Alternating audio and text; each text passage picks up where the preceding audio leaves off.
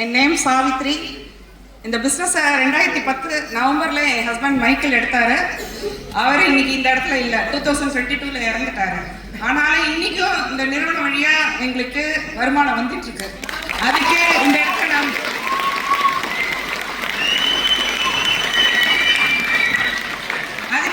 நான் ரொம்ப தேங்க்ஸ் பண்ணிக்கிறேன் இந்த நிறுவனத்துக்கு. முதல்ல ஃபர்ஸ்ட் இந்த பிஸ்னஸ் 2010 நவம்பரில் எடுக்கும்போது அவருக்கு ஃபர்ஸ்ட் நான் சப்போர்ட் பண்ணலை.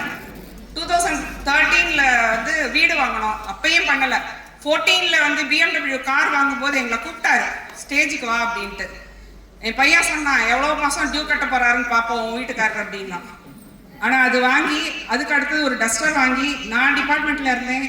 என் வேலையை ரிசைன் பண்ண 2015 ரிசைன் பண்ண வச்சு அதுக்கப்புறம் 2018 BMW X1 கார் என் பையனுக்கு வாங்கி கொடுத்து இன்னைக்கு அவர் இல்லைனாலும் 2022 இறந்தாரு. 2023 ஃபர்ஸ்ட் இயர் செரிமனிக்கு நான் அவரோட நினைவுக்காக நெக்ஸா பிரான்ஸ் வாங்கினேன். அதே மாதிரி இந்த வருஷம் 2025 அவரோட ஜூலை 11 அன்னைக்கு ஒரு 70 lakhsக்குள்ள ஒரு ப்ராப்பர்ட்டி ஒன்று வாங்கியிருக்கேன், ஒரு கிரவுண்டு.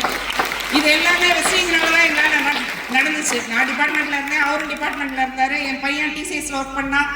யாருமே இப்போ வேலையில் இல்லை, எல்லாருமே இந்த வெஸ்டிங்ஸ் மட்டும்தான் பண்ணிட்டு இருக்கோம். அதே மாதிரி இது ஒரே ஒரு விஷயம் தான் நீங்கள் சொல்ல விரும்புகிறேன்.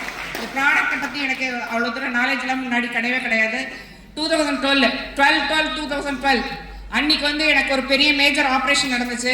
அன்னைக்கு என் வீட்டுக்கு அருண்குமார்னு டாக்டர் வந்திருந்தாரு. அவர் என் ஹஸ்பண்ட்ட ஃபர்ஸ்ட் சொன்னது, உங்கள் ஒய்ஃபுக்கு எல்ஆர்ஜினைன் மட்டும் கொடுங்க காலையில் நைட்டும் அப்படின்னாரு. அந்த ஒரே எல்ஆர்ஜின் காலையில் நைட்டு கொடுப்பாரு. ஆனால் அதை ஏதோ வேப்பலை சாப்பிட்ற மாதிரி நான் கஷ்டப்பட்டு சாப்பிடுவேன், பிடிக்காது. காரணம் என்னன்னா பிஸ்னஸ் வேண்டாம் அப்படின்றது வெறுப்பு. ஆனால் அந்த எல்ஆர்ஜினைன் ஒரு மாதம் சாப்பிட்டதுனால 3 மாதம் மெடிக்கல் லீவ் போட்டவ ஒரே மாதத்தில் நான் திருப்பி டிபார்ட்மெண்ட்டுக்கு போனது. இந்த ஒரே ஒரு விஷயம் தான் நான் உங்கள்கிட்ட சொல்கிறேன். தயவு பண்ணி இந்த இடத்துல யார் பிஸ்னஸ் பண்ணாலும் சரி, ஹஸ்பண்ட் பண்ணாலும் சரி, ஒய்ஃப் பண்ணாலும் சரி, சப்போர்ட் பண்ணுங்க. ஏன்னா இன்னைக்கு இந்த இடத்துல அவர் இல்லைங்கிற விஷயம் நான் ரொம்ப ஃபீல் பண்ணுறேன். ஏன்னா கூப்பிடுவார் என்னைய, வான்னு. நான் வரமாட்டேன் எனக்கு வேலை. ஆனால் இன்னைக்கு 2015 அவர் யூசிடி ஆறேன், நீ வேலையை விடுன்னு சொன்னார். சரி நீங்கள் ஆகுங்க, நான் விட்டுறேன் அப்படின்னு. ஆனால் 2015 என்ன பண்ணாருன்னா ஜனவரி 1 டிக்ளேர் பண்ணிட்டாரு. என் ஒய்ஃப் மார்ச் 31 அன்னைக்கு வேலையை விட்டுருவா அப்படின்ட்டு என்கிட்ட கேட்காம டிக்ளேர் பண்ணிட்டாரு. ஆனால் மார்ச் 31 அன்னைக்கு அவர் யூசிடி ஆகலை. அப்போ நான் சொன்னேன், 4 லட்சம் சம்பாதிங்க, நீங்கள் நான் வேலையை விட்றேன்னு. ஆனால் டிபார்ட்மெண்ட்டில் அவர் 2ஆம் தேதி 2/1/2015 அன்னைக்கு ரெசிக்னேஷன் எழுதி கொடுத்துட்டேன். 31/3/2015 அன்னைக்கு என்னை வெளியே அனுப்பிச்சிட்டாங்க. அடுத்த மாதம் கரெக்டாக மார்ச்சுக்கு அப்புறம் ஏப்ரல் மாதம் மே மாதம் அன்னைக்கு யூசிடி ஆகிட்டார். 4 lakhs அவர் இன்கம் வாங்கினார். அதே மாதிரி ராஜன் சார் அவரோட பொண்ணு பர்த்டேக்கு கார் வாங்கினாரு 2012. அன்னைக்கு அவர் டிக்ளேர் பண்ணாரு.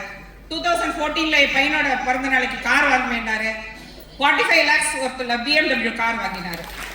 என்னென்ன எந்தெந்த டேட்ல செய்யணும்னு சொல்றாரோ அது கரெக்டாக செய்வார். Thank you, wish you well.